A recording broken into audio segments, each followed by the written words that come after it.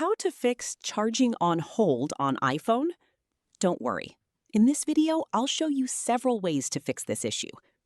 First, if your iPhone feels hot, unplug the charger and let the device cool down naturally.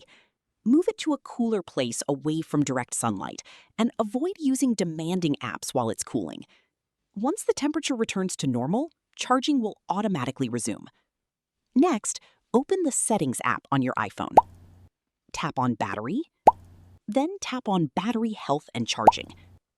If optimized battery charging is enabled, you can temporarily turn it off and check whether charging resumes. After testing, it's recommended to turn this feature back on because it helps extend your battery's lifespan. If the issue continues, restart your iPhone. Go back to Main Settings page.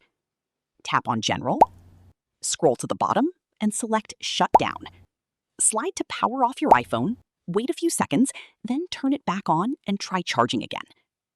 Also, make sure you're using a genuine or Apple-certified charger and cable, and avoid charging your iPhone in very hot environments. That's it! These steps should help resolve the charging on hold message on your iPhone. If this tutorial helped, don't forget to like this video and subscribe for more iPhone tips and troubleshooting.